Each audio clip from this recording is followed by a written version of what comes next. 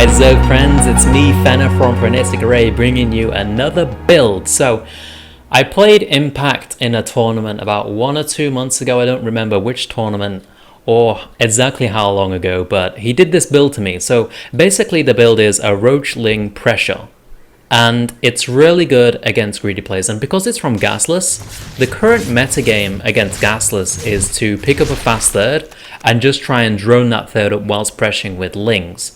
So this kind of plays into that because you hit a really, well, not a super early, but you hit a really strong timing quite early in the game with 2 gas, and if a player is being too greedy going for that fast third, then you do a lot of damage.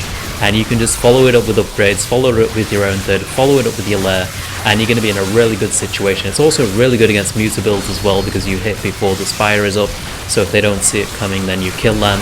And it's just a strong build overall. If they really don't see it coming early enough, then they're going to take a lot of damage. And because you open Gasless, you've got 4 queens, you send 2 across the map, which means you kill overlords on the way, which means they've got even less vision on the map. So this is a very, very strong pressure build, guys, from Axiom Impact.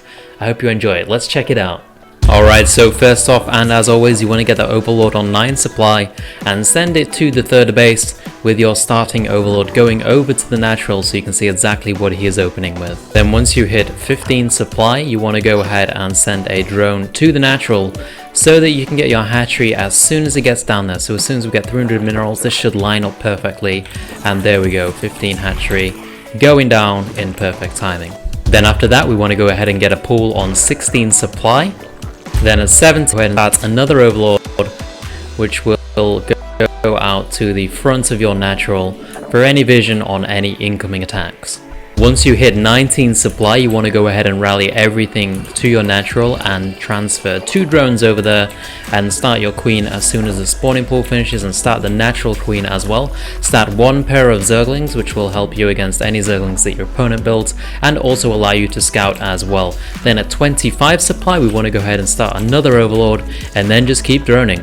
Then at 30 supply, we want to start 2 more queens, inject with the first 2 queens that do pop and send them down to your natural straight away. Then start another Overlord on 34, get a spine crawler and also start 2 gas on the natural. So that's a lot to do right there, but you get it done and that will set you up perfectly for this. And then all you do is drone straight up to 44 supply whilst making sure to scout with your initial Zerglings so that you don't get caught off guard by some all-in. Make sure to put your drones on gas, inject with the next Overlords that pop, and also spread 2 creep tumors with your first 2 queens. Then you kind of want to poke around with these 2 queens, and also as soon as we've got 150 minerals at 44 supply, we go ahead and start the Roach run, all whilst looking for Overlords to snipe.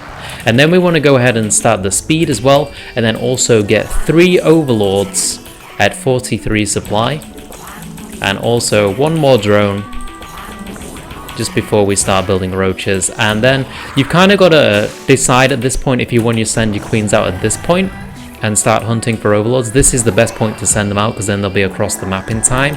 But if they're building Lings and stuff, you don't really just want to suicide your queens, so you need to be careful. You only want to send them out if you can get Overlord kills out there and get them across the map safely. But as soon as the Roach Warren finishes, we're going to go ahead and build 8 roaches and put them in the main control group. And then we want to get 2 more Overlords as well, and we want to rally everything across the map, all whilst hitting injects here. So, and then we're just going to build a bunch of Lings behind this. Now we've got a few decisions to make here, or choices I should guess, not really decisions. You can either just build Zerglings and make this a pressure, or you can throw down a Baneling nest behind this and make it a big all-in and follow it up with a lot of Banelings as well.